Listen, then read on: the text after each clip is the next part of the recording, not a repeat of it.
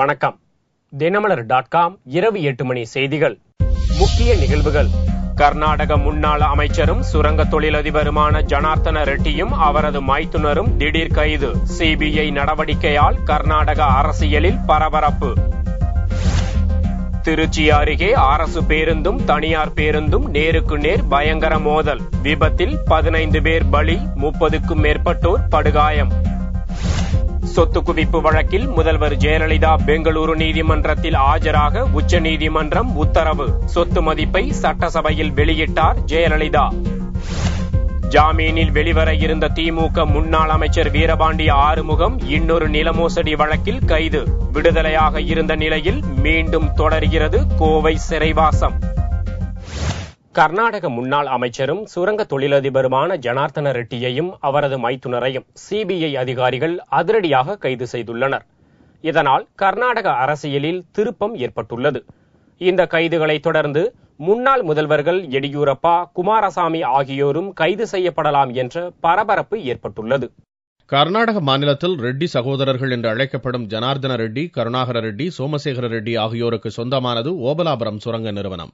ஆந்திர கர்நாடக எல்லையில் உள்ள பெல்லாரியை தலைமையிடமாக கொண்டு 2001ஆம் ஆண்டில் ஆந்திராவில் இந்நிறுவனம் சுரங்க தொழிலில் இறங்கியது. பாரதிய ஜனதா கட்சியைச் சேர்ந்த இவர்கள் அரசியல் செல்வாக்கு காரணமாக சுரங்க தொழிலில் பல்வேறு முறைகேடுகளை செய்ய ஆரம்பித்ததாக குற்றச்சாட்டுகள் எழுந்தன. ஆந்திராவை தொடர்ந்து கர்நாடக மாநிலத்திலும் இவர்கள் சுரங்க தொழிலை விரிவுபடுத்தினர். இதனிடையே கர்நாடகாவில் எடியூரப்பா அமைந்த பாரதிய ஜனதா ஆட்சியில் ஜனார்தன ரெட்டி சுற்றுலாத்துறை அமைச்சராகவும் கருணாகர ரெட்டி வருவாய்த்துறை அமைச்சராகவும் பொறுப்பேற்றனர். 2001இல் வெறும் 10 லட்சத்துடன் துவங்கப்பட்ட ஓபலாபுரம் நிறுவனத்தின் வர்த்தகம் 2009ஆம் ஆண்டில் 3000 கோடி ரூபாயை தாண்டியது. இந்நிலையில் ஆந்திர மாநிலத்தில் சட்டவிரோத சுரங்க தொழில் குறித்து உச்சநீதிமன்றம் அமைத்த குழு ஆராய்ந்து பல்வேறு விதிமீறல்கள் நடந்துள்ளதாக அறிக்கை அளித்தது. பாதுகாக்கப்பட்ட வனப்பகுதிகளையும் விட்டு வைக்காமல் சுரங்க தொழிலில் ஓபலாபுரம் உள்ளிட்ட பல்வேறு சுரங்க நிறுவனங்கள் ஈடுபட்டதாக அக்குழு அறிக்கை அளித்ததை தொடர்ந்து ரெட்டி சகோதரர்களுக்கு பிரச்சனை ஆரம்பித்தது. கர்நாடக முன்னாள் லோகாயுக்தா சந்தோஷ் ஹெக்டே கடந்த ஜூன் 27ஆம் தேதி அளித்த அறிக்கையில் சட்டவிரோத சுரங்க தொழிலை கர்நாடகத்தில் அனுமதித்ததன் காரணமாக மாநில அரசுக்கு 16,000 கோடி ரூபாய் இழப்பு ஏற்பட்டுள்ளதாக முதல்வர் எடியூரப்பா, முன்னாள் முதல்வர் குமாரசாமி மற்றும் ரெட்டி சகோதரர்கள் மீது குற்றம் சாட்டியிருந்தார். இதனால் எழுந்த சர்ச்சையை அடுத்து முதல்வர் பதவியை எடியூரப்பா ராஜினாமா செய்தார். சதானந்த கவுடாவின் தலைமையிலான புதிய அமைச்சரவையில் ரெட்டி சகோதரர்களுக்கு அமைச்சர் பொறுப்பு வழங்கப்படவில்லை. அவர்களுக்கு அரசியல் ரீதியாகவும் தொழில் ரீதியாகவும் பல்வேறு நெருக்கடிகள் வர ஆரம்பித்தன. இந்நிலையில் ஓபலாபுரம் நிறுவனத்தின் இயக்குநர் என்ற முறையில் பெல்லாரியில் உள்ள ஜனார்தன ரெட்டியின் மாளிகை வீடு, பெங்களூரில் உள்ள நிர்வாக இயக்குநரும் மைத்துனருமான ஸ்ரீனிவாஸ் ரெட்டி ஆகியோரது வீடுகளில் ஹைதராபாத்தைச் சேர்ந்த சிபிஐ அதிகாரிகள் திங்களன்று காலையில் அதிரடி சோதனையில் ஈடுபட்டனர். அதைத் தொடர்ந்து இருவரும் கைது செய்யப்பட்டனர். பிறகு இருவரையும் ஹைதராபாத்துக்கு கொண்டு சென்று ரகசிய இடத்தில் விசாரணை நடத்தி வருகின்றனர். ஜனார்தன ரெட்டி வீட்டிலிருந்து 30 கிலோ தங்கமும் 4.5 கோடி ரூபாய் பணமும் பறிமுதல் செய்யப்பட்டுள்ளதாக சிபிஐ வட்டாரங்கள் தெரிவித்தன. இதனால் கர்நாடகத்தில் பாரதிய ஜனதா தலைமையிலான ஆட்சிக்கு மீண்டும் சிக்கல் ஏற்பட்டுள்ளது. சிபிஐ கைது நடவடிக்கைக்கு காங்கிரஸ், தெலுங்கு தேசம் கட்சிகள் ஆதரவு தெரிவித்துள்ள நிலையில் பாரதிய ஜனதா கட்சி கடும் கண்டனம் தெரிவித்துள்ளது. பாரதிய ஜனதா செய்தி தொடர்பாளர் பிரகாஷ் ஜாவேத்கர் கூறுகையில் எந்த அடிப்படையில் சிபிஐ கைது நடவடிக்கையை எடுத்தது என்று கேள்வி எழுப்பினார். नहीं, इसलिए मैं अभी इस पर क्योंकि कानून की प्रक्रिया है, लेकिन क्या सामने आता है और जहां जहां इस तरह के आरोप है वहां सीबीआई इसकी ऐसी ही कार्रवाई करती है कि वो सारे डिटेल्स हम लेंगे और फिर टिप्पणी करेंगे। और जब तक कोर्ट का आदेश होता तो अलग बात होती, लेकिन सीबीआई ने किस आधार पर किया है वो देखेंगे और उसके बाद हम टिप्पणी देंगे. கர்நாடக அரசின் டெல்லி சிறப்பு பிரதிநிதி தனஞ்சய் டில்லியில் கூறுகையில் ஜனார்தன் ரெட்டி எந்த குற்றத்தையும் செய்யவில்லை என்பதை நிரூபித்து நிரபராதியாக வெளியில் வருவார் என்று நம்பிக்கை தெரிவித்தார். திருச்சி அருகே அரசு பேருந்தும் தனியார் பேருந்தும் நேருக்கு நேர் மோதிய விபத்தில் 15 பேர் பரிதாபமாக உயிரிழந்தனர். 30க்கும் மேற்பட்டோர் படுகாயமடைந்துள்ளனர். திருச்சி இழுப்பூரிலிருந்து மணப்பாறைக்கு வந்த அரசு பேருந்துடன் புதுச்சேரியிலிருந்து மதுரை சென்ற தனியார் ஆம்னி பேருந்து திருச்சி லஞ்சமேடு அருகே நேருக்கு நேர் மோதி விபத்துக்குள்ளானது. இந்த விபத்தில் ஆம்னி பேருந்து டிரைவர் உட்பட 15 பேர் பரிதாபமாக உயிரிழந்தனர். இதில் அரசு பேருந்து அப்பளம் போல் நொறுங்கியதில் 30க்கும் மேற்பட்ட பயணிகள் படுகாயமடைந்தனர். தகவல் அறிந்து சம்பவ இடத்திற்கு விரைந்து சென்ற மாவட்ட காவல்துறை கண்காணிப்பாளர் லலிதா லட்சுமி மீட்பு பணி நடவடிக்கையை துரிதப்படுத்தினார். காயமடைந்தவர்களை மீட்டு சிகிச்சைக்காக மருத்துவமனைக்கு அனுப்பும் பணி தீவிரப்படுத்தப்பட்டது. மேலும் விபத்தில் இறந்தவர்களின் உடல்கள் பிரேத பரிசோதனைக்காக மணப்பாறை அரசு மருத்துவமனைக்கு கொண்டு செல்லப்பட்டன. மணப்பாறையிலிருந்து செல்லம்பட்டி வழியாக கோவில்பட்டி வழியாக இழுப்பூருக்கு பஸ் ஏறி வந்து கொண்டு இருக்கும்போது கோவில்பட்டி அருகே விபத்து நேருக்கு நேர் தனியார் பஸ்ஸும் கவர்மெண்ட் பஸ்ஸும் நேருக்கு நேர் மோதிக்கொண்டது. இதில் பல பேர் காயம், பல பேர் உயிர் இறந்து. இந்த விபத்தில் 9 பெண்கள், 3 குழந்தைகள், 3 ஆண்கள் என 15 பேர் உயிரிழந்துள்ளனர். இவர்களில் 9 பேரின் உடல்கள் மட்டுமே அடையாளம் காணப்பட்டுள்ளன. இச்சம்பவம் குறித்து வளநாடு போலீசார் தீவிர விசாரணை நடத்தி வருகின்றனர். சொத்து குவிப்பு வழக்கில் முதல்வர் ஜெயலலிதா பெங்களூரு நீதிமன்றத்தில் ஆஜராக வேண்டும் என்று உச்சநீதிமன்றம் உத்தரவிட்டுள்ளது. இதில் விலக்களிக்க கோர எந்த முகாந்திரமும் இல்லை என்றும் நீதிபதிகள் கூறியுள்ளனர். முதல்வர் ஜெயலலிதா மீதான சொத்து குவிப்பு வழக்கு பெங்களூரு தனி கோர்ட்டில் நடந்து வருகிறது. இந்த வழக்கில் ஜெயலலிதா நேரில் ஆஜராக வேண்டும் என்று நீதிபதி உத்தரவிட்டதை எதிர்த்தும், தேவைப்பட்டால் வீடியோ கான்பரன்சிங் முறையில் விசாரணைக்கு அனுமதி கோரியும் உச்சநீதிமன்றத்தில் ஜெயலலிதா சார்பில் வழக்கு தொடரப்பட்டது. பெங்களூரு நீதிமன்றத்தில் நேரில் ஆஜராவதிலிருந்து தனக்கு விலக்கு அளிக்க வேண்டுமென மனுவில் ஜெயலலிதா கோரியிருந்தார். இந்த மனுவை விசாரித்த நீதிபதிகள் நீதிமன்றத்தில் ஆஜராவதிலிருந்து ஜெயலலிதாவிற்கு விலக்கு அளிக்க எந்த முகாந்திரமும் இல்லை என்றும், அதனால் நீதிமன்றத்தில் ஆஜராக வேண்டும் என்றும் உத்தரவிட்டுள்ளனர். ஜெயலலிதா எப்போது நீதிமன்றத்தில் ஆஜராவார் என்பதை 1 வாரத்தில் தெரிவிக்க வேண்டும் எனவும் அவரது வக்கீலுக்கு நீதிபதிகள் உத்தரவிட்டனர். ஜெயலலிதா விரும்பினால் அவர் ஆஜராகும் தினத்தன்று போதுமான பாதுகாப்பு ஏற்பாடுகளை செய்ய விசாரணை நீதிமன்றத்திற்கு உத்தரவிடுவதாகவும் நீதிபதிகள் கூறினர். முதல்வர் பதவியை ஏற்றது முதல் இதுவரையில் எந்த சொத்தையும் புதிதாக வாங்கவில்லை என்று கூறியுள்ள ஜெயலலிதா, தனக்கு 51 கோடி ரூபாய் அளவில் சொத்துக்கள் உள்ளதாக சட்டசபையில் அறிவித்துள்ளார். சட்டசபையில் கேள்வி நேரம் முடிந்ததும் குடியரசுக் கட்சித் தலைவர் சேகு தமிழரசன் எழுந்து ஆங்கில நாளிதழ் ஒன்றில் முதல்வர் ஜெயலலிதா தனது சொத்துக்கள் பற்றிய விவரத்தை வெளியிடவில்லை என்று குற்றம் சாட்டியிருந்ததை குறிப்பிட்டார்.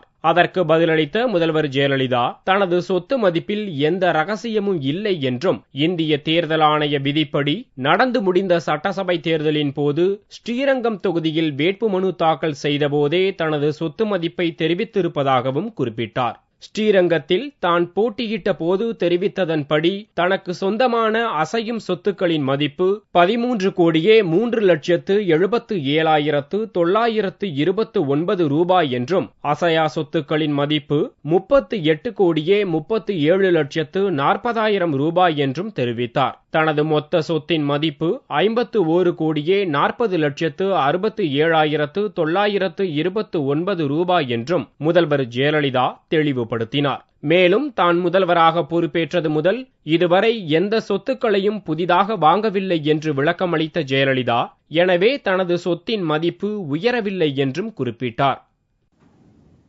ஜாமீனில் வெளிவர இருந்த திமுக முன்னாள் அமைச்சர் வீரபாண்டி ஆறுமுகம் இன்னொரு நிலமோசடி வழக்கு தொடர்பாக கைதானார். இதனால் கோவை சிறையில் அடைக்கப்பட்டிருந்த அவர் விடுதலையாகவில்லை. சேலம் மாவட்டம் தாசநாயக்கன்பட்டியைச் சேர்ந்த மோகன்ராஜ் என்பவர் அளித்த நிலமோசடி புகாரை தொடர்ந்து திமுக முன்னாள் அமைச்சர் வீரபாண்டி ஆறுமுகம் கைது செய்யப்பட்டு கோவை மத்திய சிறையில் அடைக்கப்பட்டார்.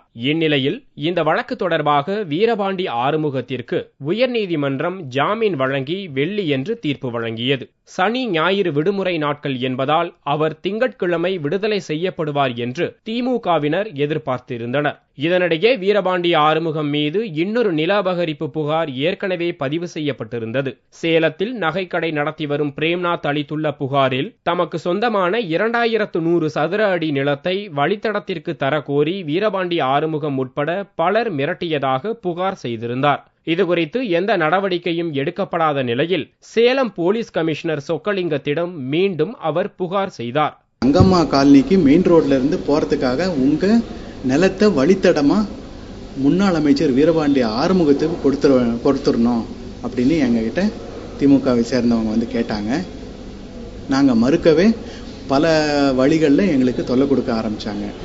இந்த புகாரின் அடிப்படையில் வீரபாண்டி ஆறுமுகம், அவரது மகன் வீரபாண்டி ராஜா, பாரப்பட்டி சுரேஷ்குமார் உட்பட 16 பேர் மீது வழக்கு பதிவு செய்யப்பட்டது. இதையடுத்து முன்னாள் துணை கலெக்டர் பாலகுருமூர்த்தி, முன்னாள் தாசில்தார் ஸ்ரீரங்கநாதன் உட்பட 8 பேரை தனிப்படை போலீசார் கைது செய்து சேலம் குற்றவியல் நடுவர் நீதிமன்றத்தில் ஆஜர்படுத்தி சிறையில் அடைத்தனர். இதனிடையே ஜாமீனில் வெளிவர இருந்த வீரபாண்டி ஆறுமுகம் இந்த வழக்கு தொடர்பாக மீண்டும் கைது செய்யப்பட்டுள்ளார். இதனால் கோவை சிறையில் அடைக்கப்பட்டிருந்த அவர் திங்கட்கிழமையன்று விடுதலை செய்யப்படவில்லை.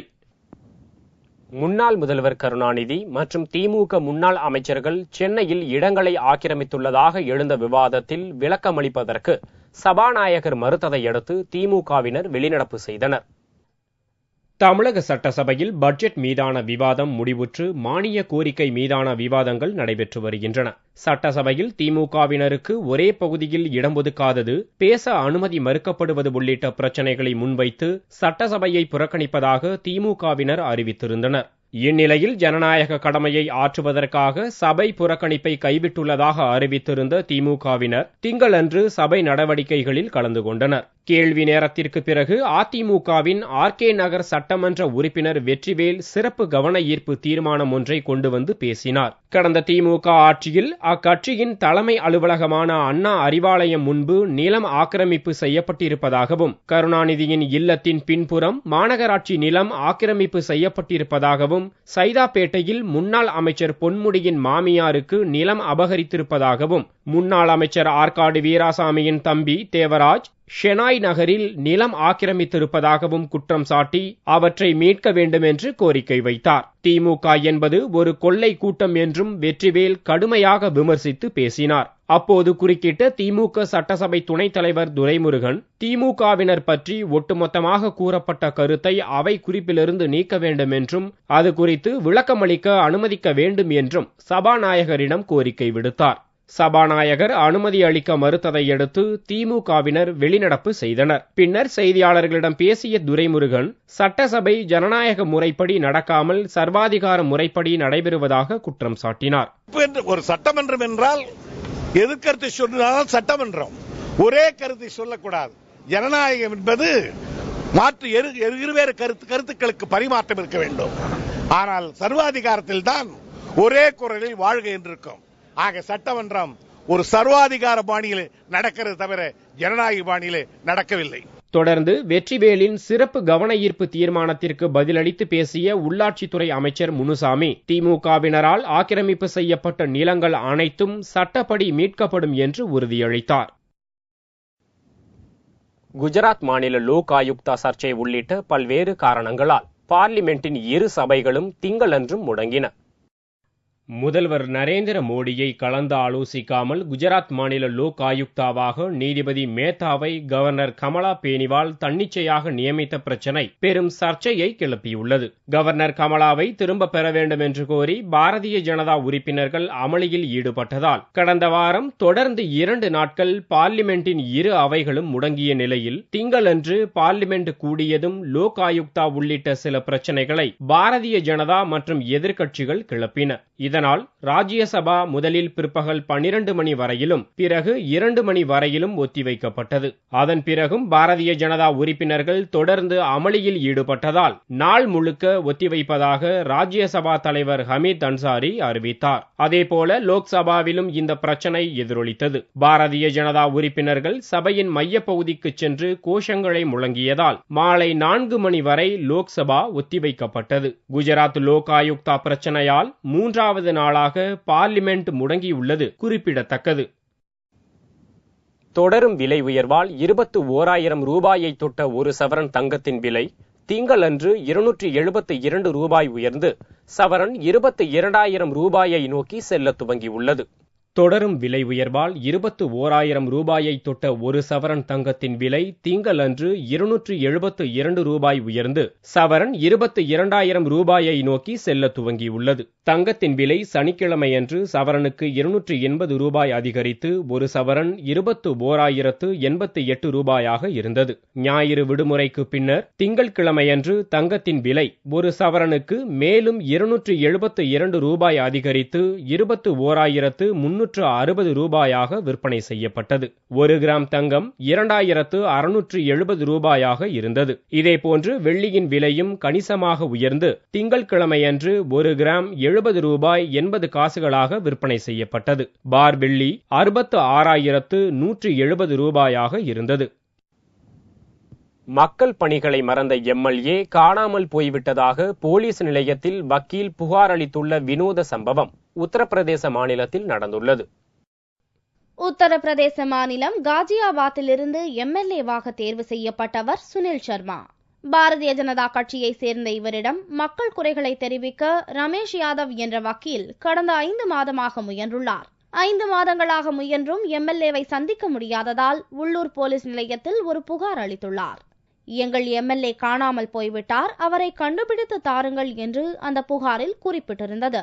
மக்கள் பிரதிநிதி எங்கே இருக்கிறார் என்பதை மக்களுக்கு தெளிவுபடுத்தவே இந்த நூதன வழியை கையாண்டதாக வக்கீல் ரமேஷ் கூறினார். அதோடு விடாமல் எம்எல்ஏவை காணவில்லை என்றும் கண்டுபிடித்து தருபவர்களுக்கு சன்மானம் வழங்கப்படும் என்றும் படத்துடன் பல இடங்களில் போஸ்டரையும் ஒட்டிவிட்டார்.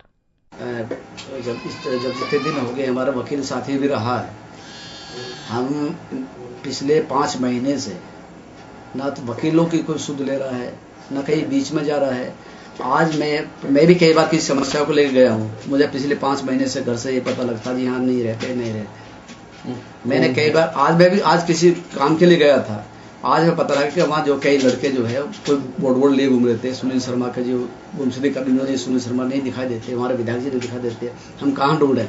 वह एक पड़ोसी ने बताया कि यहाँ कोई सुनील शर्मा जी यहाँ चले गए, वसुंधरा में रहने लगे। वहाँ विधानसभा तो गाजियाबाद अभी यही है, तो विधानसभा कैसे चेंज हो जाएगी? अभी जब विधानसभा में तो विधायक हैं, विधायक अभी तो विधायक को तो ही रहना चाहिए। यदि चुनाव तो कहीं से लड़े वो चीज अलग होगी, लेकिन विधायक को समस्याओं के लिए कोई जगह ऐसी होनी चाहिए कि ये बताए कि मैं यहाँ रह रहा हूँ, कि मैं यहाँ इस चीज का पता, किसी जनरल आदमी को पता नहीं। வக்கீல் அளித்த புகாருக்கு கைமேல் பலன் கிடைத்தது. தான் காணாமல் போகவில்லை என்று சுனில் சர்மா எம்எல்ஏ விளக்கம் அளித்தார். மனநலம் பாதிக்கப்பட்டதால் தன் மீது அவ்வாறு வக்கீல் ரமேஷ் புகார் கூறியிருக்கலாம் என்றும் எம்எல்ஏ சாடினார். अगर पुलिस में तहरीर दी है तो पुलिस अपना काम करे और एफआईआर पे कार्रवाई करे, सच्ची है तो भी करे, झूठी है तो 182 में मुकदमा कायम करे। कानून में प्रावधान है अगर कोई झूठी तहरीर देता है तो उसके खिलाफ 182 का मुकदमा लिखा जा सकता है। लेकिन साथ साथ कानून में यह भी प्रावधान है कि यदि किसी व्यक्ति का मानसिक संतुलन ठीक नहीं है तो उसको जो है कार्रवाई से मुक्त कर दिया जाता है।